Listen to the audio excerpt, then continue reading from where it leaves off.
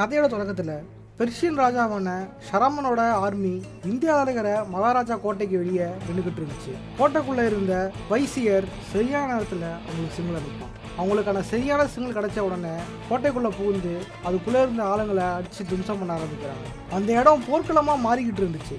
வைசியர் ஷரமனை பார்த்து, வேண்டாம் அரசே, என்ன உங்களுக்கு ஞாபகம் இருக்கும்னு நினைக்கிறேன், மகாராஜாவோட செல்வங்கள்லாம் இந்த பக்கம்லாம் இருக்கு. அப்படியா? இவையெல்லாம் என் பையன் பார்த்துக்குவான். அதை கேட்ட உடனே பிரின்ஸ் அந்த இடத்த நோக்கி போறாரு.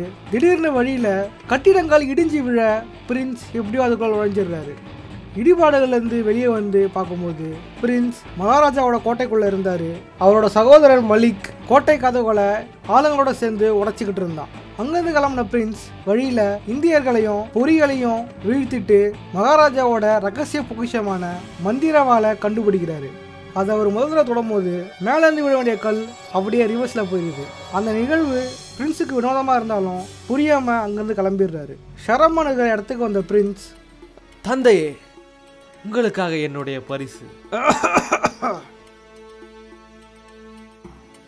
அரசே, நீங்க சத்தியம் பண்ணிருந்தீங்க மகாராஜாவோட செல்வங்களை ஏதாவது நான் எடுத்துக்கலான்னு. கூடாதங்கிட்ட கண்டிப்பா அளவெல்லாம் எடுத்துக்க. முதல்ல போர் முடியட்டும், அதுக்கப்புறம் பங்கு போட்டு என்ன எடுத்துக்கலாம். இனிமே அது நம்ம சொத்து. குறிப்பா இந்த கடிகாரம். ஷரமனோட ஆட்களும் மகாராஜாவோட முக்கிய செல்வமான தங்க மலை கடிகாரத்தை அங்கிருந்து சூறையாடிக்கிட்டு இருந்தாங்க. ஷரமன் இன்னும் என்னெல்லாம் சூறையாடலாம் அப்படின்ட்டு லிஸ்ட் போட்டுக்கிட்டு இருந்தான். ஆனால் வைசியரால் அவசரத்தை பொறுத்துக்கவே முடியலை. இவங்க சூறையாடுறத ஒருத்தி பார்த்துக்கிட்டு இருந்தா. அவதான் அந்த நாட்டோட இளவரசி ஃபரா. வரலாறு எழுதுங்க, அரசர் ஷரமன் கருணையோட வெற்றி பெற்றார்னு. ஃபரா அவங்ககிட்ட மாட்டிக்கிறான்.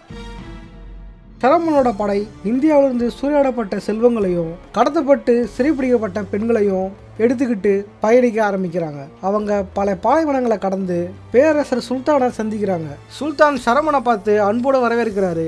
சுல்தான தடவை எனக்கு என்ன கிஃப்ட் கொண்டு வந்திருக்க அப்படின்னு கேட்க, இந்த தடவை வித்தியாசமான பரிசு வச்சிருக்கேன் அப்படின்னு கால மடல் கடிகாரத்தை காட்டுறான். தங்களோட 2 ராஜ்யத்துக்கு நடுவில் நட்புறவு நீடிக்க இது ஒரு பாலமாக இருக்கும் அப்படின்னு சொல்கிறான். சுல்தான் அந்த ஜொலி ஜொலிக்கிற காலப்படலை ஆச்சரியமாக பார்க்குறாரு. அந்த நேரத்தில் அதுக்குள்ளே இருக்கிறது இட இல்லாத ஒரு பொக்கிஷம். உயிரோடு இருக்கிற எந்த மனுஷனும் அதை பார்த்துருக்க மாட்டான். அதை பார்க்க போறீங்களா? அதை அந்த வாழ்வை மட்டும் தான் திறக்க முடியும். இதைதான் அரசியல் அங்கேயே சொல்ல வந்தேன். உங்கள் பையன்கிட்ட இருக்குல்ல அந்த வாள், அதை வச்சு இதை திறந்து காட்ட சொல்லுங்க. பிரின்ஸ் அந்த மலை கடிகாரத்தை திறக்க தயாரானாரு. அதை பார்த்துக்கிட்டு இருந்த ஃபரா, வேண்டாம் திறக்காதீங்க அப்படின்ட்டு பிரின்ஸை தடுக்க போறா. ஆனால் பிரின்ஸ் அதை ஓபன் பண்ணிடுறாரு. வானத்தில் ஏதோ ஒரு மாற்றம் ஏற்படுது. மணல் கடிகாரம் உடஞ்சி மணல் கடிகாரத்தில் இருந்து மணல் கீழே சரிய ஆரம்பிக்குது. மணல் தரையில் பறவ எல்லாரும் அதை ஆச்சரியமாக பார்த்துட்டு இருந்தாங்க. இதுதான் சரியான நேரம் அப்படின்னு காத்துக்கிட்டு இருந்த வைசியர் மந்திரங்களை ஓத ஆரம்பிக்கிறான். வைசியர் மந்திரத்தை சொல்ல சொல்ல மணல் அந்த இடம் ஃபுல்லாக பரவ ஆரம்பிச்சது. மன்னர் ஷரமனையும் இளவரசர் மலிக்கையும் அந்த மணல் பட்டு மணல் பூதங்களாக மாறிடுறாங்க. அங்கே இருந்தவங்க அலையடிச்சுட்டு ஓட வைசியர் பிரின்ஸை பார்த்து, அந்த வாழை கொடையா கிட்ட முடியாது, அதான் சொல்லிக்கிட்டு இருக்கல்ல, கொடுறாத தர முடியாது. பிரின்ஸ் அதை கொடுக்காம அங்கே தப்பிச்சு போயிடுறாரு. மணல் பூதங்களாக மாறிப்போன தன்னோட படை வீரர்கள் அப்பாவி மக்களை தாக்க ஆரம்பிச்சாங்க. பிரின்ஸ் அவளை தாக்கிட்டு ஓடும்போது ஃபாரா அவங்கிட்ட, அந்த வாழை கொடு, இங்க வா. யாரு நீ? என் பேரு ஃபேரா. நீ சூறையாடிட்டு வந்திய அந்த நாட்டோட இளவரசினா. இதெல்லாம் நீ பண்ண தப்பு தான். எங்க அப்பா மண்ணோடு மண்ணா போறதை நான் என் கண்ணால பார்த்தேன். எல்லா விதிப்படிதான் நடக்கும். அந்த வாளை என்கிட்ட கொடு, அப்பதான் எல்லாத்தையும் சரி செய்ய முடியும். உன்னோட அந்த பச்சோந்தி வைசியரும் இதே வார்த்தை தான் சொன்னான். இனிமே என்ன தவிர வேற யாரையும் நான் நம்புறதா இல்லை. ஓடிடு. பிரின்ஸ் அவளை மணல் கடிகார வச்சிருக்க இடத்துக்கு போ, அங்கே நான் அவனை மீட் பண்ணுறேன் அப்படின்னு சொல்லி அனுப்பிச்சி வைக்கிறாரு. பிரின்ஸ் தன்னோட வழியில் விசித்திரமான மணல் மேகத்தை பார்க்குறாரு. அந்த மணல் மேகத்தை தொடரும்போது எதிர்காலத்தில் நடக்க போகிற விஷயமோ மந்திரகத்தியை எப்படி பயன்படுத்தணுன்ற விஷயமோ இதில் இருந்து கற்றுக்கிறாரு. பிரின்ஸ் மாற்று வழியை கண்டுபிடிச்சி அவன் சொன்ன இடத்துக்கு வரும்போது மணல் பூதங்களாக மாறிப்போன ஷரமனோட ஆட்களும் ஃபாராவை தாக்கிக்கிட்டு இருந்தாங்க. பிரின்ஸ் அவனை பார்த்து தன்னோட தந்தைன்னு தெரிஞ்சாலும் வேறு வழி இல்லாமல் ஷரமனை தீர்த்து கட்டிடுறாரு. என்ன மன்னிச்சிரு. எதுக்கு? அது உங்க அப்பான்னு எனக்கு தெரியாது. அது ஒன்றும் ஏன் அப்பா இல்லை. என்ன பண்ற? நில்லு. என்ன பண்ற?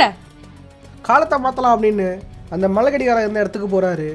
அதன் மூலியமா மணல் கடிகாரத்தை எங்கே ஒழிச்சு வச்சிருக்காங்க அப்படின்ற விஷயத்த தெரிஞ்சுக்கிறாரு. பிரின்ஸ் இந்த இடத்துல வாங்கி கிடக்க ஃபேரா அந்த வாளை எடுக்கும்போது எதிர்ச்சிக்கிறாரு. உன்னை காப்பாத்தினதுக்கு இதுதான் நீ காட்டுற நன்றியா? நீ என்ன தப்பா புரிஞ்சுக்கிட்ட. இதெல்லாம் சரி செய்யாம அவனை ஜெயிக்கவே முடியாது. எதை மாத்துறதுக்கு? என்னை பார்த்தா என்ன உனக்கு முட்டாள் மாதிரி தெரியுதா?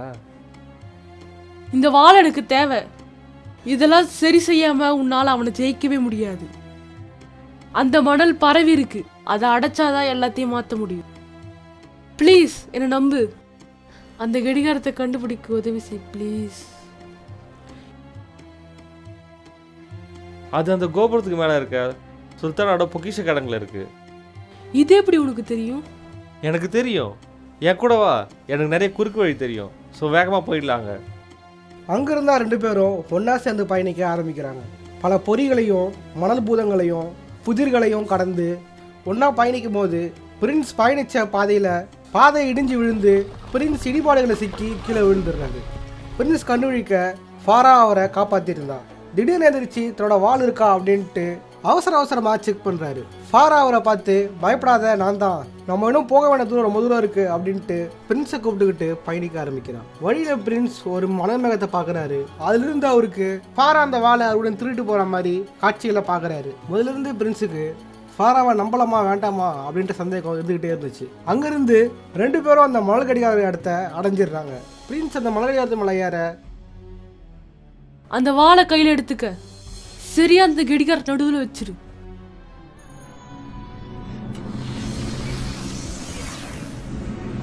எங்க அப்பாவோட படை உன்னோட மாளிகையை அடிச்சு நொறுக்குறாங்க. உன்னை ஒரு அடிமையா கொண்டு வந்தாங்க. இவ்வளோ காரணம் இருந்தோம் நீ எப்படி என்ன வெறுக்காம இருக்க? என்ன லூசு மாதிரி பேசிட்டு இருக்க? இப்போ நீ என்ன உன்னை நம்ப சொல்றியா? நமக்கு நேரம் இல்ல, டக்குன்னு வேலையை முடியும். திடீர்னு நேரத்துக்கு வந்த வைசியர் சில மந்திரவார்த்தைகளை சொல்லி மணல் புயலை உண்டாக்குறான். ரெண்டு பேரும் புயலில் சிக்கிக்கொள்ள அந்த வாள் கீழே தவறிடுது. வைசியர் அதை எடுக்கும்போது பிரின்ஸ் திடீர்னு அதை எடுத்துக்கிட்டு புயலில் சிக்கி காணாமல் போயிடுறாரு. அங்கேருந்து ரெண்டு பேரும் ரகசிய சமாதி இருக்கிற அறையில் வந்து விடுறாங்க. ஃபேரா பிரின்ஸை கண்டபடி திட்ட ஆரம்பிக்கிறான். நான் உன்னை எந்தளவுக்கு நம்பினேன், ஆனால் நீ என்னை நம்பவே இல்லை, எதுக்காக நீ நான் சொன்னதை செய்யவே இல்லை அப்படின்னு திட்ட ஆரம்பிக்கிறான். அங்கே ரெண்டு பேரும் வழி கண்டுபிடிக்க நடக்கும்போது அந்த இடம் ரொம்ப இருட்டாக இருந்துச்சு. அந்த இடத்துல தான் ஃபேரா பிரின்ஸ் கிட்ட தன்னோட ராஜ்யத்தில் ரொம்ப முக்கியமான ஒரு முறை தெரிஞ்ச ரகசிய வார்த்தையை பிரின்ஸ் கிட்ட சொல்கிறான். அதுதான் காக்கா லுக்கியா. ஏன்னா ஃபாரா பிரின்ஸ் மேலே அந்தளவுக்கு நம்பிக்கை வச்சிருக்கா. பிரின்ஸ் அந்த வார்த்தையை மறக்காமல் ஞாபகம் வச்சுக்கிறாரு. அங்கே ரெண்டு பேரும் ஒரு ரகசிய வழியை கண்டுபிடிக்கிறாங்க. அந்த இடம் மிகவும் பிரகாசமாக இருந்துச்சு. அன்று இரவு ரெண்டு பேரும் அந்த இடத்துல கழிச்சிட்டு பொழுது விடிஞ்ச உடனே காலையில் பிரின்ஸ் எந்திரிக்கும் பொழுது அவர் மட்டும் தனியாக படுத்து இருந்தார். பிரின்ஸ் கிட்ட அந்த வாளும் இல்லை, ஃபேராவும் இல்லை. ஃபேரா தன் கழுத்தில் இருந்த அரச சின்னத்தை அங்கே வச்சுட்டு அங்கிருந்து தப்பிச்சு போயிருந்தா. பிரின்ஸ் அவளை தேட ஆரம்பிக்கிறாரு. பிரின்ஸ் ஃபேராவை கண்டுபிடிக்கும் போது மணல் பூதங்களோட சண்டை போட்டுட்டு இருந்தா. அவளை காப்பாற்ற போகும்போது மணல் பூதங்கள் அவளை கீழே தள்ளி விட்டு இருந்துங்க. விழுமை பிடிச்சிக்கிட்டு ஃபேரா தொங்கிட்டு இருக்கும்போது பிரின்ஸ் அவளை காப்பாற்ற நினைக்கிறாரு. கத்தியின் கூர்மையான பகுதியை பிடிச்சிக்கிட்டு ரத்தம் வழிய ஃபேராவை தூக்க பார்க்குறாரு. ஆனால் ஃபேரா பிரின்ஸை பார்த்து அந்த ரகசிய வார்த்தையை சொல்லிட்டு கையை விட்டுட்டு கீழே விழுந்து இறந்து போயிடுறான். பிரின்ஸ் இறந்து போன ஃபேராவோட உடலை பார்க்குறாரு. தனக்கு சொந்தமான இன்னொருத்தையும் இறந்து போனதை பார்த்து பிரின்ஸுக்கு கடும் கோபம் வருது. அவரை தாக்க மணல் பூதங்கள் பக்கத்தில் வந்துக்கிட்டு இருந்துச்சுங்க. பிரின்ஸ் அதனை அழிச்சிட்டு கீழே விழுந்து கடந்த ஃபாராவோட உடலை கண்டுபிடிச்சு கதறி ஆட ஆரம்பிக்கிறாரு. இல்லை, நான் உன்னை விட்டுருக்க கூடாது. அட இங்கதான் இருக்கியாடி, நான் உன்னை கொல்லாம விட மாட்டேன்டா. அந்த வாழை என்கிட்ட கொடுத்துரு, நான் உனக்கு சக்தியை கொடுக்குறேன், பொது வாழ்க்கையை கொடுக்குறேன். நீ நினைச்சு பார்க்காத அளவுக்கு இருக்கும் அது. சாகா வரமா? நான் விரும்பின எல்லாரும் இறந்துட்டாங்க. எனக்கு இப்ப மரணம் தான் தேவை. எட பிரின்ஸ் ஓடி போய் அந்த கடிகாரத்தை மூடிடுறாரு.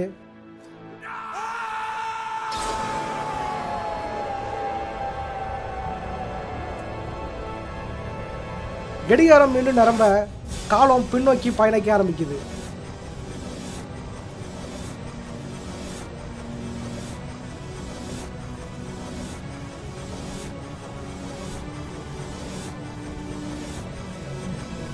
காலம் சரியா கதை தொடங்க நேரத்துக்கே போயிடுது. ஃபாரா அரண்மனையில் கண்விழிக்க, பெரிஸ் தன்னோட கூடாரத்தில் கண்விழிக்க அவர் கையில் அந்த வாள் இருந்துச்சு. பிரின்ஸுக்கு மட்டும்தான் நடந்த விஷயங்கள்லாம் நினைவுகளில் இருந்தது.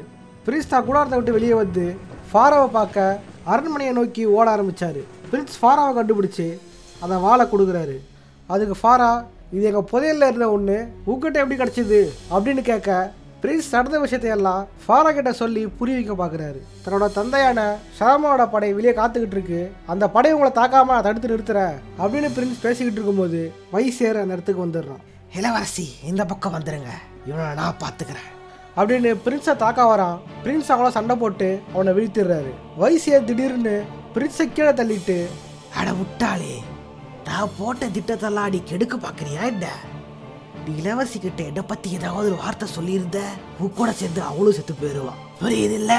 ஆனால் பிரின்ஸ் வைசியரை தாக்கி ஒன்றும் இல்லாமல் ஆக்கிடுறாரு.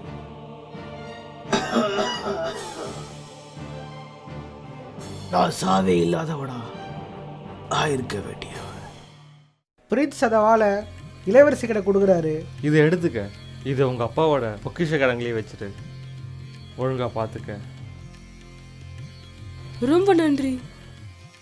ஆனா அந்த கதையெல்லாம் எங்கேருந்து கற்றுக்கிட்ட? என்ன சின்ன குழந்தை நினச்சிக்கிட்டு நிறைய கட்டுக்கதை பேசுது. நீ சொல்கிறது சரிதான், இது வெறும் கட்டுக்கதை தான். நில்லு, உன் பேர் என்னன்னு சொன்ன? என்ன வேணா நீ இப்படி கூப்பிடு, காக்கா லுக்கியா.